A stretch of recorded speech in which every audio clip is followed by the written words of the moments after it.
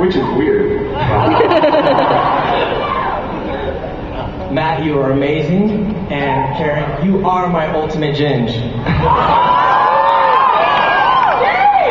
So my question is, one of my favorite characters was the Dream Lord. I thought that episode was just amazing. He's a very interesting character, you know, got the dark side of you. So, will we see him again? Well, I mean, he's one of my favourite actors, Toby. You know, he's just incredible. I'd love to get him back. Yeah, it would be wonderful if he could. With a bigger army, I'd love to see him with a real big, huge army behind him. And I think the idea of the Doctor's alter ego really presenting the Doctor a problem is such an interesting one, because actually, I mean, I was talking to someone about it earlier, and if you look at the blood on the Doctor's hands, you know, over the ages, there is so much. He's got so much guilt and death, actually, that he must have to manage every day. So I think it's a really interesting concept. I'd love to see him back. Yeah.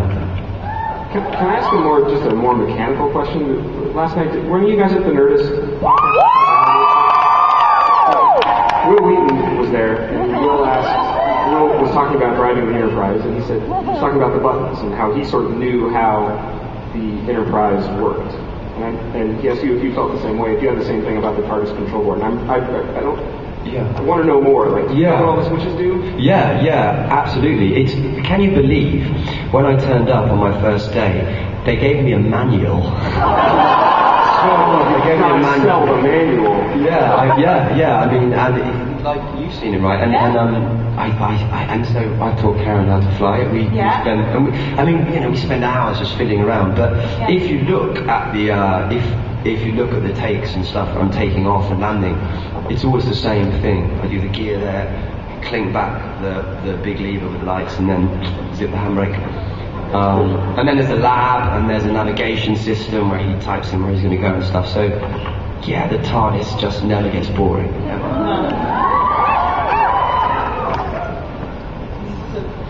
Hi guys. Hi. Big Doctor Who fan. Yeah. Of course. And my question is for Matt and Karen. My question to you guys is, what is your favorite alien race? Kaz. Favorite alien race? I really like the Sisters of Plenitude. You know, the cats. The nurse cats. They're actually quite nice. Yeah. I'm into the Sisters of Plenitude, absolutely. I like the Angels are my favourite, the Weeping Angels. I'd say them. Yeah. In the same vein, can I ask to go down the line, if you take Matt out of the equation, who your favorite Doctors have been? Wow, that's a pretty tough question. Well, I think beside Matt, Tom Baker for me, because I really struggle to take Matt out of the line, but I would step I'm just trying to be fair. Tom Baker, yeah. I'd say, Jim would say Matt, and then after that, I guess either Tom Baker or David Tennant.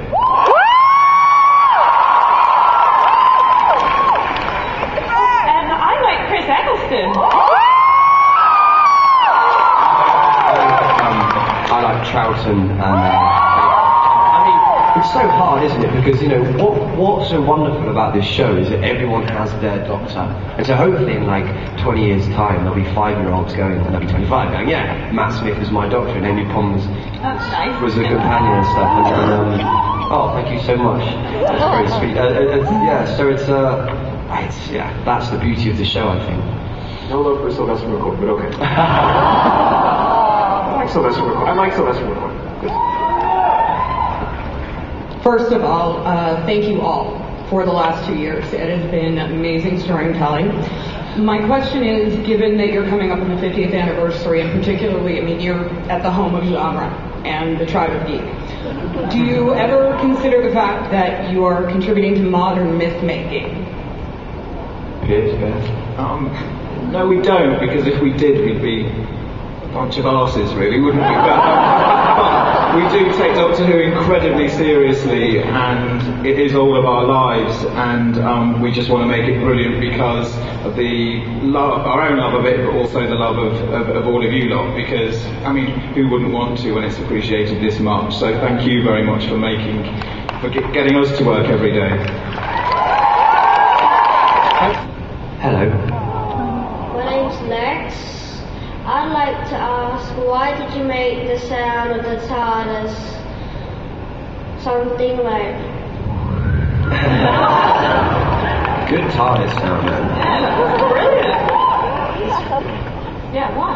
Well, there's a reference to that in one of your early episodes, isn't there, where you say you like that sound and River says it's not supposed to. It's. I mean, you know, that came long before our tenure, but Stephen reinvented it in quite a funny way. That actually the Doctor's flying it wrong. He's leaving the brakes on, and River comes in, and that's when he's sort of screeching to a halt, and you know, so that's why it makes that sound, because brakes one, but then also it still makes that sound. So it could never change. Yeah, you know, that's a question for a Doctor of old, I think. That's a good question. I'm going to find that out, actually. Stephen would have a good answer to that, I'm sure.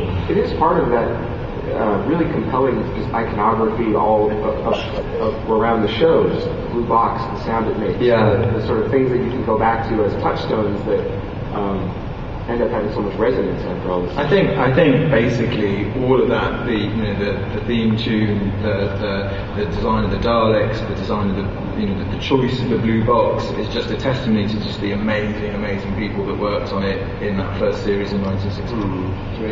You know, because it holds proper visionary people. Yeah, I mean that holds together. Like just BBC Radiophonic Workshop doing weird electronic music, and it's supposedly the most popular television tune of all time or something. Yeah, I mean it's certainly up there. It's brilliant. Well, and for its time as well. Yeah. The 60s, that was so creative.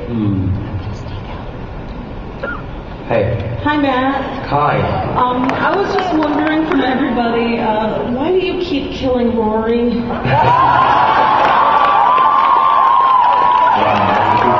Poor old Arthur can't be here today. He's working, which is he's at the Globe, though. a shame. Why do we keep killing Rory? He's kind of the Kenny of the show.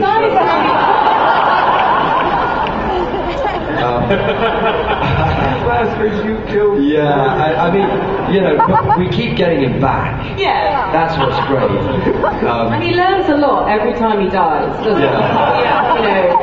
And now, you know, The guy that waited, you know, Amy couldn't not marry him after he waited 2,000 years.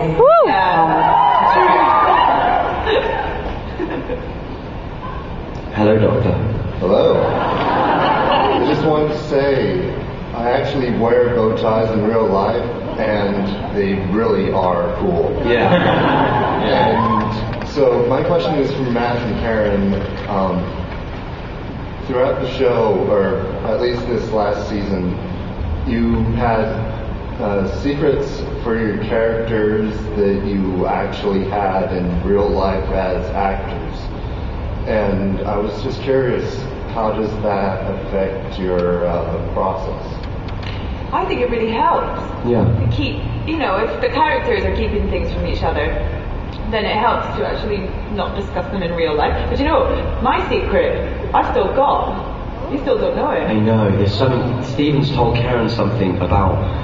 We can't even say what it is. But okay. Well, she told me what it's about. I mean, I can't even say because it's really exciting. But she hasn't told me the thing that it is. And she won't tell me. I'm powerful right now. I'm trying to. Never happened. But it's, you know, that was really interesting because Alex, as River knew, and there was something interesting and frustrating about it. It's which is good because that's what I think the Doctor always wants to know the most and always does generally know the most. Yeah. So it was interesting from Stephen, and I hope it translated onto the screen. Good question. Hey, River. Hello, sweetie. I love it. Alright, I have a question. I love the frosting sets you guys use on the show. But how many sonic screwdrivers or props in general have you broken? Me? Oh, a lot. Yeah, it's a daily process. Phil, the props guy, who's worth his weight in solid gold, he's a wonderful man, and he does a fantastic job. And you know, I mean, actually, I kind of just have to pay credit to the crew and everyone who works on Doctor Who because they're really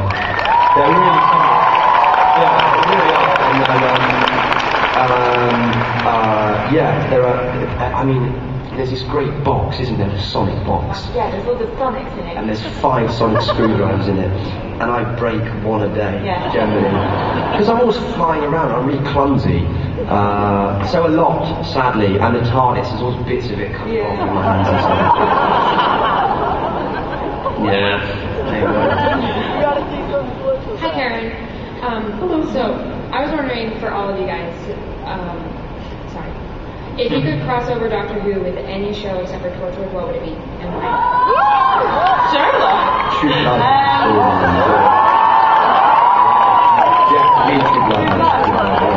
Trek Next Generation.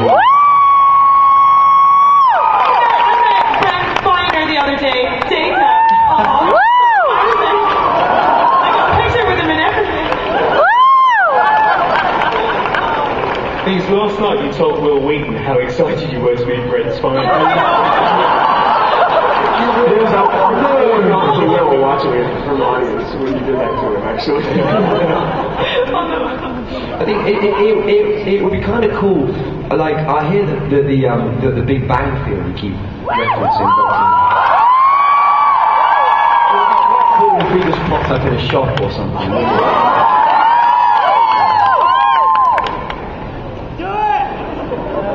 Hi. My question is about the future screwdriver. It's how do we get to this screwdriver from what we already have, and also what does the red setting do? That's River's screwdriver, isn't it? The one you've got there. Yeah, it is. I think it is. It's green and it's got a little. It's got. Hold it up. Yeah, that's River's screwdriver. Which, you know, frankly, the fact that she has a screwdriver just annoys me. So I dismiss it as a useless one, and the doctors. But the red setting turns you into an orangutan, so don't.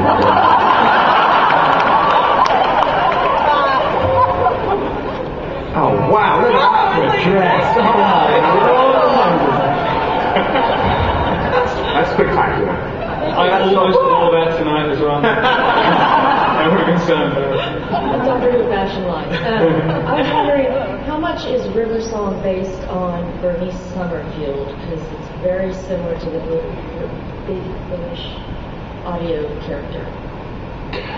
Piers, Beth? I think that's a tough one for us to answer. I think Stephen would probably be hopping up and down now and saying not at all if he was here, but I can't really answer that for him. Sorry.